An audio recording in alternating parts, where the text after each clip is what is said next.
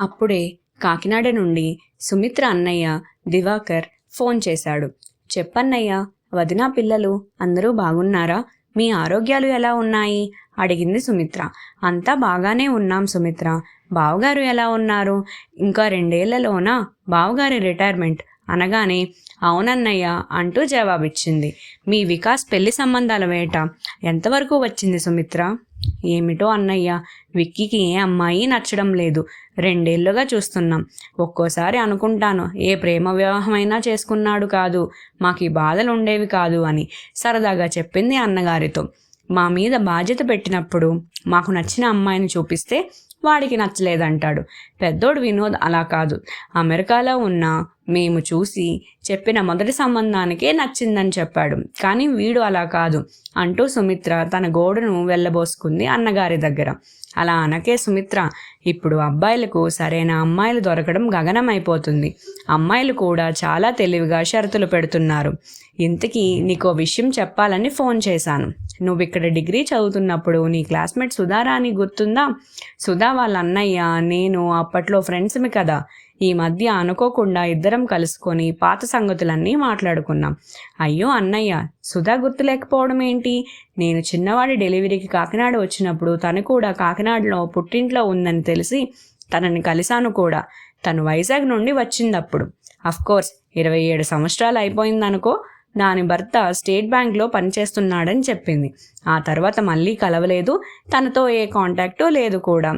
వాళ్ళిప్పుడు హైదరాబాద్లో హబ్సిగూడలో ఉంటున్నారంట. సుధా కూతురికి కూడా సంబంధాలు చూస్తున్నారట.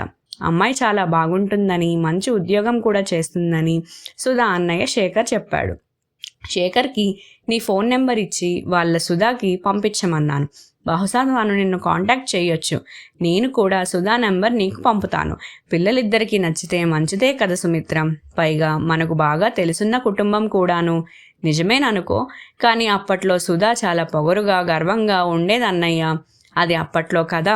పెళ్ళై ఇన్ని సంవత్సరాలు అయ్యాక కూడా మారకుండా ఉంటుందా? సుధా వాళ్ళ అమ్మ, నాన్నగారు, అక్క, అన్నయ్య అందరితో మనకు అప్పట్లో మంచి కాంటాక్ట్ ఉండేది. జస్ట్ గుర్తొచ్చి చెప్పానంతే. మాట్లాడతానులే అన్నయ్య. సుధా కూతురు విక్కీకి నచ్చితే అంతకంటే ఏం కావాలి అంటూ ఫోన్ పెట్టేసింది. 2 రోజులు ఎదురు చూసింది. ఏ ఫోను రాలేదు. ప్రస్తుత రోజుల్లో అబ్బాయి వైపు వాళ్ళే ప్రతిదానికి ఆతృత పడాల్సి వస్తుంది. సంబంధం ముందు, సంబంధం చూసుకున్నాక కూడా. అమ్మాయి తరపు వాళ్ళు ఏమీ స్పందించరు, ఏ విషయమూ చెప్పరు. అబ్బాయి వైపు వాళ్ళే ఫోన్ చేసి ఏమైందండి అని అడిగితే అప్పుడు కూల్గా ఇప్పుడే మీకు చెబుదామనుకుంటున్నాం అంటూ ఏదో ఒక సాకు చెప్పి నాంచేస్తారు. అబ్బాయి నచ్చాడో లేదో కూడా సరిగ్గా చెప్పరు. ఈ లోపల టెన్షన్ అంతా అబ్బాయి వైపు వాళ్ళే పడాలి. వాళ్ళు మట్టుకు నిమ్మకి నీరెత్తినట్లుగా ఉంటారు. ఏం చేస్తాం అనుకుంటూ సుధాకి తనే ఫోన్ చేసింది. చాలా బిజీగా ఉన్న మూలాన తరువాత మెల్లగా చేద్దామలే అనుకుందంట సుధా. తను వికాస్ వివరాలు చెబుతూ వాళ్ళ అమ్మాయి గురించి అడిగింది. కూతురి ధృతి వివరాలు ఇచ్చింది సుధా. ఒరాకిల్ కార్పొరేషన్లో 4 సంవత్సరాల నుండి పనిచేస్తుందని చెప్పింది. వికాస్ అమెజాన్లో పనిచేస్తున్నాడని సుమిత్ర చెప్పింది. ముందస్తు షరతుగా ధృతికి అమెరికా వెళ్ళడం ఇష్టం లేదని, కాబోయే అల్లుడు కూడా ఇండియాలోనే ఉంటానంటేనే సంబంధాన్ని ఒప్పుకుంటామన్నట్లు చెప్పింది. అలాగే తన కూతురి జాబ్ విషయం ఆమె ఇష్టమని, పెళ్ళయ్యాక ఉద్యోగం మానేయమంటూ ఆంక్షలు విధించకూడదన్నట్లు కూడా చెప్పింది. వికాస్కు అమెరికా వెళ్ళడం ఇష్టం లేదని, జాబ్ విషయంలో తమకు ఎలాంటి పట్టింపులు లేవని, తను కూడా 30 సంవత్సరాలు ఉద్యోగం చేసి వాలంటీర్ రిటైర్మెంట్ తీసుకున్నానని చెప్పింది సుమిత్ర. నా కూతురికి నచ్చితే నాదేముంది అంది సుధా. ఇద్దరివి ఫోన్ నెంబర్లు ఇద్దాము, వాళ్ళే మాట్లాడుకుంటారులే అని సుధా అంటే, అలా కాదు, ఒక మంచి రోజు చూసుకొని మేమే వికాస్తో కలిసి మీ ఇంటికి వస్తాము అని చెప్పింది సుమిత్ర. ఇంకా నువ్వు ఏ కాలంలో ఉన్నావు సుమిత్ర? తాత ముత్తాతల కాలంలో లాగా పెళ్లి చూపులు అవి ఎందుకు అంది సుధా. ఆ మాటల్లో కాస్త నిరసన కనిపించినా సుమిత్రే సర్దుకుంటూ, పెళ్లి చూపుల్లా కాదు సుధా, జస్ట్ నిన్ను చూసి కూడా చాలా సంవత్సరాలు అయ్యింది కదా, చూసినట్లుగా కూడా ఉంటుంది అనేసరికి ఇంకేమీ మాట్లాడలేక రమ్మని చెప్పింది సుధా. ధృతి వికాస్కి చాలా నచ్చేసింది. తన రిక్వైర్మెంట్కి తగ్గట్లుగా అందం, ఉద్యోగం, బోల్డ్నెస్ అన్నీ ఉన్నాయని సంబరపడ్డాడు. ధృతికి కూడా వికాస్ నచ్చడంతో పెళ్లి ఫిక్స్ చేసుకున్నారు. పెళ్లి విషయాలంటూ ప్రత్యేకంగా ఏమీ మాట్లాడలేదు సుధా. కట్న కానుకలేవి సుమిత్రకు ఇష్టం లేదు కాబట్టి ఆ ప్రసక్తి రాలేదు. కానీ పెళ్లిలో జరిగే కొన్ని సాంప్రదాయాలు, పద్ధతులు, ముద్దు ముచ్చట్ల గురించైనా సుధా మాట్లాడుతుందేమో అని సుమిత్ర ఎదురు చూసింది. అయినా తను గమనిస్తూనే ఉంది సుధను. ఏ తల్లికైనా కూతురికి మంచి సంబంధం కుదిరిందంటే ఆ ఆనందం ముఖంలో ప్రస్ఫుటమవుతూ ఉంటుంది. కానీ సుధా ముఖం ఎప్పుడూ ఎందుకో గంటు పెట్టుకున్నట్లుగా కనిపిస్తుంది. ఎప్పుడు మాట్లాడినా తన కూతుర్ని అల్లారు ముద్దుగా స్వేచ్ఛగా పెంచుకున్నామని, తన కూతుర్ని విడిచి ఉండలేనన్నట్లుగా మాట్లాడుతుందే తప్ప పెళ్ళి, ఆ తర్వాత జరగబోయే కార్యక్రమాల ప్రసక్తి ఉండదు. లోకంలో తను తన కూతురులా ఎవరూ ఉండరని భావాన్ని సుధా తన మాటల్లో అడుగడుగునా వ్యక్తపరుస్తూనే ఉంటుంది. తనకి విక్కీ అంటే పంచప్రాణాలే. తన గారాల కొడుకు. 6 వారాల ముందే పుట్టేసిన విక్కీ పుట్టినప్పుడు చాలా బలహీనంగా ఉండేవాడు. అసలు వాడు తనకి దక్కుతాడా అని ఆవేదన చెందేది. తను వాడికి కళ్ళల్లో ఒత్తులు వేసుకొని జీతం నష్టం మీద 1 సంవత్సరం సెలవు పెట్టుకొని మరీ పెంచుకుంది. కూతురు అత్తవారింటికి వెళ్ళిపోతుందన్న బెంగేమోలే పాపం సుధకు అనుకుంటూ సుమిత్ర చాలాసార్లు సుధతో, ఒకే ఊర్లో ఉంటున్నాం, నీ కూతుర్ని ఎప్పుడు కావాలంటే అప్పుడు వచ్చి చూసుకోవచ్చు కదా, ఎందుకంత బాధపడతావు అని ధైర్యం చెప్పినా ఆమె ముఖంలో అసలు ఆనందమే లేదు.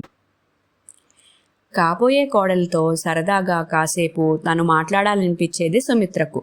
ధృతి అలవాట్లు, ఇష్టాయిష్టాలు తెలుసుకోవాలని ఆరాటపడేది.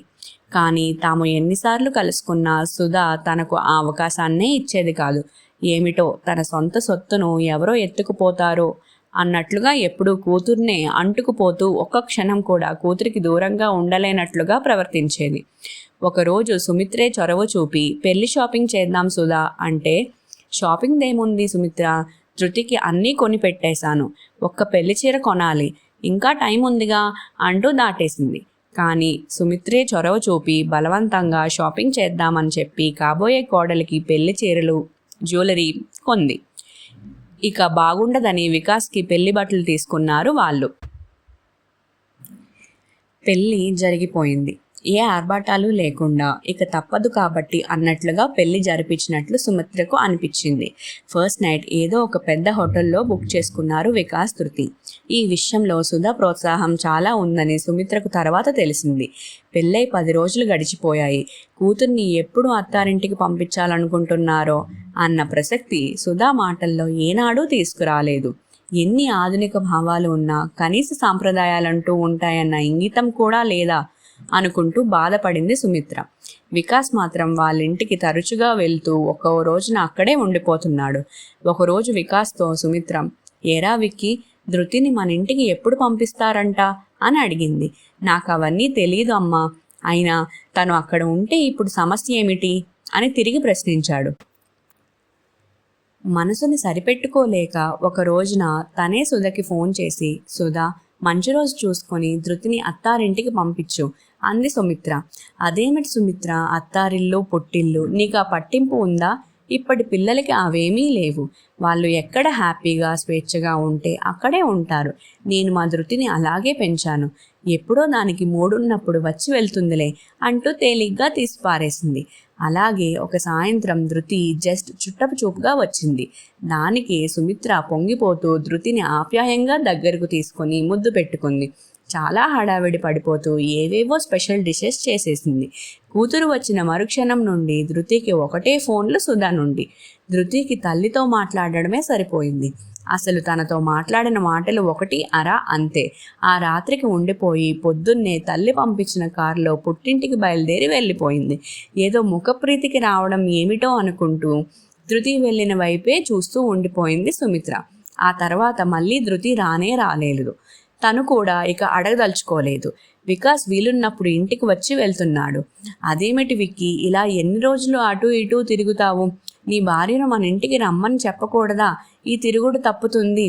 అమ్మా, ధృతిని విడిచి ఆంటీ ఉండలేరంట. ఆవిడను బాధ పెట్టడం ఎందుకు అన్నాడు. మరి నాకురా విక్కీ, మాకు నువ్వు ప్రాణమే, వదిలి ఉండలేము. కానీ నీకు ధృతికి పెళ్ళయింది. భార్యను నీతో తెచ్చుకోవడం పద్ధతి అంటే చూద్దాంలే అమ్మా, ఇప్పుడు నాకేమీ కష్టంగా లేదు, నెమ్మదిగా ఆంటీతో మాట్లాడతానులే అని తేలిగ్గా అనేశాడు. ఒకరోజు వికాస్ వస్తూనే, అమ్మా, మేము మా ఆఫీస్కి దగ్గరగా ఒక ఫ్లాట్ రెంట్కి తీసుకున్నాం. వచ్చే ఆదివారం వెళ్ళిపోదాం అనుకుంటున్నాం అన్నాడు. అదేమిటి విక్కీ, ఇంత సడన్గానా? ఎందుకు ఈ నిర్ణయం? ఇప్పుడు మనం ఉంటున్న ఈ ఫ్లాట్ మీ ఇద్దరి ఆఫీస్కి ఎంత దూరం అని? 10 కిలోమీటర్ల లోపే ఉంది కదా. కారులో వెళ్తే 15 నిమిషాలు డ్రైవ్. మనకి సొంత ఫ్లాట్ ఉండగా రెంట్కి మరొకటి ఎందుకు? డబ్బు దండగ కదా విక్కీ. నీకు ఆఫీస్కి దగ్గరగా ఉంటుందనే కదా మేము ఎప్పుడో కట్టుకున్న ఇండిపెండెంట్ ఇల్లు అమ్మేసి ఈ ఫ్లాట్ కొన్నాం. అయినా మీ డాడీతో ఒక్క మాట కూడా చెప్పకుండా నీకు నువ్వే నిర్ణయాలు తీసుకోవడం ఏమాత్రం బాగాలేదురా అంది సుమిత్ర. డాడీతో కూడా చెబుతాను అమ్మా, నువ్వు అన్నది నిజమే. కానీ మేము కూడా మా కెరియర్స్ ఫ్యూచర్ని ప్లాన్ చేసుకోవాలి కదా. అక్కడికి వెళ్ళాక విల్లా కొనడానికి ప్లాన్ చేస్తున్నాం. 2.5 కోట్లంట. మేము ఉండబోయే ఫ్లాట్కి దగ్గరలోనే విల్లా కూడాను. దగ్గరగా ఉంటే అన్నీ చూసుకోవచ్చు కదా. మా ఇద్దరి శాలరీస్కి ఎంత లోన్ వస్తుందో చూసుకోవాలి. ఆంటీ వాళ్ళే మాకు ఫ్లాట్ చూశారు. ఆంటీ అంకుల్ విల్లా బుక్ చేసుకోవడానికి అడ్వాన్స్ పేమెంట్గా కొంత హెల్ప్ చేస్తామన్నారు. అంతా వాళ్ళే చూస్తున్నారు అన్నాడు. సుమిత్రకు చాలా కోపం వచ్చేసింది. తెలుసున్న సంబంధం అని చేసుకుంటే చివరికి ఇలా జరుగుతుందన్నమాట. అత్తామామల నిర్ణయానికి లొంగిపోతూ డూడు బస్వనలా తలూపుతున్నాడు వీడు. తమని పరాయి వాళ్ళని చేసి ప్రతిదీ వాళ్ళే నిర్ణయించడం పట్ల మనసు చాలా బాధపడుతుంది. విక్కీ భవిష్యత్తు బాగుండాలని వాడిని కన్న తల్లిదండ్రులుగా మనకు మాత్రం ఉండదా? జరుగుతున్న సంఘటనలను ప్రత్యక్షంగా గమనిస్తూ కూడా ఏమీ మాట్లాడలేని అసహాయత.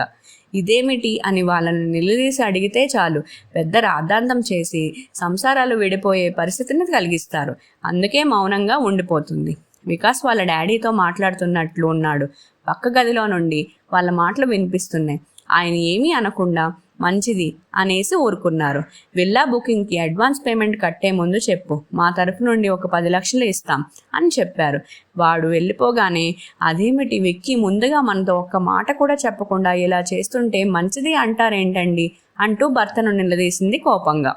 చూడు సుమిత్ర, నీ మానసిక సంఘర్షణని అర్థం చేసుకోలేని మూర్ఖుణ్ణి కాదు నేను అన్నీ గమనిస్తూనే ఉన్నాను. వాడితో పోట్లాడమంటావా లేక వాడి అత్తామామలతో పోట్లాడమంటావా? అది కాదండి, అసలు పెళ్ళయ్యాక ధృతి మన దగ్గర పట్టుమని 2 రోజులైనా ఉందా? పెళ్ళై 6 నెలలైనా కూతుర్ని అత్తారింటికి పంపమంటే ఇంకా అత్తారిల్లు పుట్టిల్లు అంటూ ఏమిటి అంటుంది సుధా. అలా అని ఇన్ని రోజులు పెళ్ళైనా కూడా కూతుర్ని తన దగ్గరే పెట్టుకోలేదా? కూతురితో పాటు తెలివిగా మన విక్కీని కూడా మన నుండి దూరం చేసేసింది. కూతుర్ని అత్తారింటికి పంపకుండానే ఏకంగా వేరు కాపురం పెట్టేస్తుంది వాళ్ళ చేత. తెలుసున్న సంబంధం అని ఎగిరిపడుతూ మరి వాళ్ళ వెనక పడినందుకు భలే శాస్తి అయ్యింది నాకు. విక్కీ తల్లిదండ్రులం ఇంకా బతికే ఉన్నామన్న విచక్షణ కూడా లేని మనుషులు అంటూ కన్నీళ్లు పెట్టుకుంటున్న భార్య వైపు జాలిగా చూస్తూ, నువ్వు వాళ్ళ వెనక పడకపోయినా ఈ పెళ్లి జరిగేది.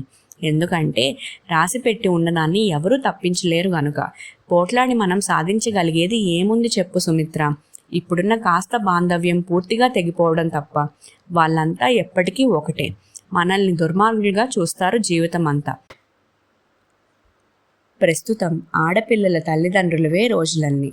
పెళ్ళయ్యాక కూతురి సంసార విషయంలో జోక్యం చేసుకుంటూ డామినేట్ చేస్తున్నారు. ఏమిటి అని అడిగితే పెద్ద నేరం చేసినట్లుగా సంబంధాన్ని తెంచుకోవడానికి కూడా వెనుకాడట్లేదు.